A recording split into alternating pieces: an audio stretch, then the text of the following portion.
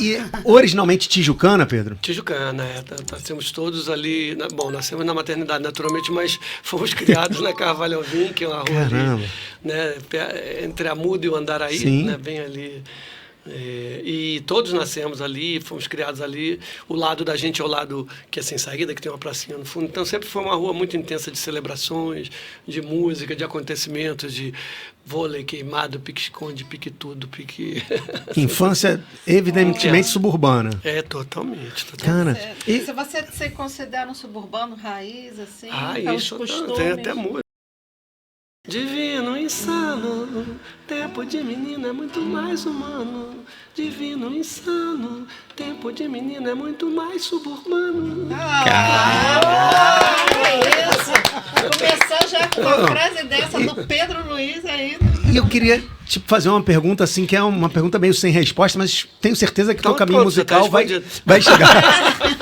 Por que a Tijuca é tão musical? A gente estava conversando aqui outro dia com o Cláudio Jorge, né? Nosso violão bom de base aí, Grammy Latino de samba. Ele falou para mim, olha, terra onde a gente batia bola com Aldir Blanc, onde a gente batia bola com Ivan Lins, que veio falar aqui também que a família dele era do Andaraí, depois ele vai para Tijuca.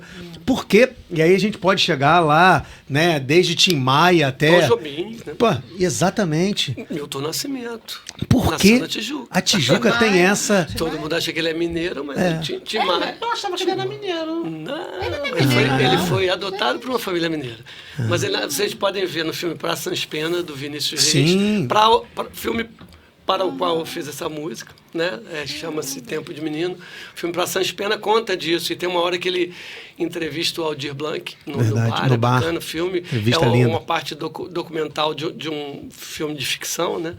E ali ele fala, o Vinícius fala...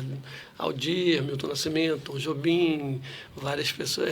Erasmo Carlos, a galera do o Erasmo nasce no Rio Comprido, o Benjor não nasce de Madureira, né? Mas, enfim, foi criado ali no Tijuca, o Roberto, Erasmo, o Tim Maia, o Jorge Ben, todo mundo ali. E mesmo sem serem necessariamente contemporâneos, tiveram influências musicais umas sobre as outras e provavelmente na tua formação também, Pedro. Com certeza.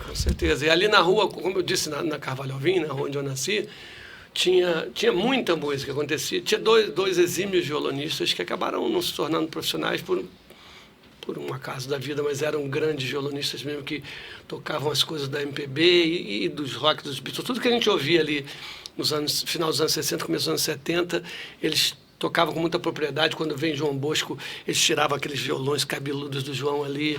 E ali estava tudo isso, né? Assim, esse encantamento com essa diversidade musical brasileira que vem desde sempre, mas ali nos anos 60, quando se talvez cunha essa sigla MPB, né?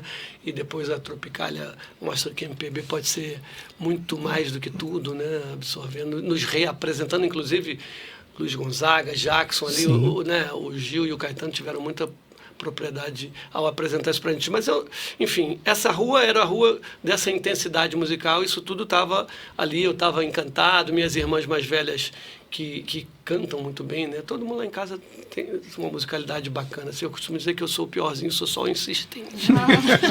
Eu só fui mais perseverante e determinado. Você é o mais novo dessa turma toda? Não, sou o sétimo. Sétimo, caramba.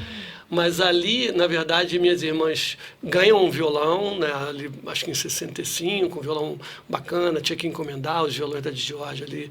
Bom, Giorgio. Era um Giorgio...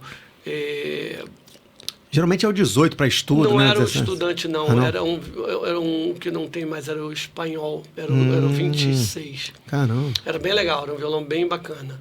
Que hoje, infelizmente, não existe mais, porque não foi muito bem cuidado assim, por aquele monte de irmãos. Mas esse aqui é 54, veio para substituir esse Janine aqui, adquirido mais agora na minha maturidade. Mas ali, minhas irmãs mais velhas começaram a fazer aula, eu comecei a olhar ali, comecei a... tudo muito empiricamente durante muito tempo. Depois, na adolescência, eu começo a procurar mais um pouco de formação teórica. E aí fui nos corais que eu fui participando nas escolas, depois na cultura inglesa também, que foi um coral que fez uma fama no Rio de Janeiro no final dos anos 70 e começo dos anos 80. aí eu tive uma formação um pouco mais interessante com o Marcos Leite, que foi um dos meus mentores musicais e que era o regente do Cobra Coral, um cara que inovou o canto coral, botou movimento, botou Beatles no canto coral, botou, enfim, coisas incríveis. Caetano, trouxe a música popular para dentro do ambiente erudito. Ali ele acabou formando um pouco uma escola de Sagres da música, porque teve um momento, como o diretor da cultura inglesa era apaixonado pelo Marcos, tudo que o Marcos propunha, ele aceitava. Então, teve uma época que o coral era realmente uma escola de formação. Tinha o Nestor de Holanda Cavalcante compondo e falando de arranjos. Tinha Roberto Inátali dando aula de análise. Tinha Ivan Fonseca dando aula de percepção musical. Tinha aula de corpo, tinha aula de canto, primeiro com a Glória, depois com o Sérgio Canetti.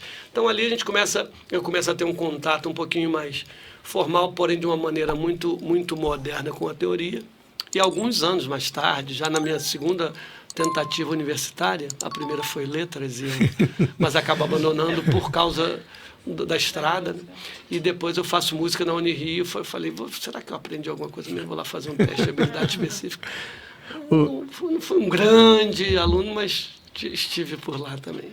E aí, gostou desse corte? Que tal assistir o episódio inteiro?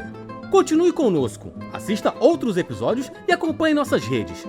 Papo de Subúrbio, espalha pra geral. Vem!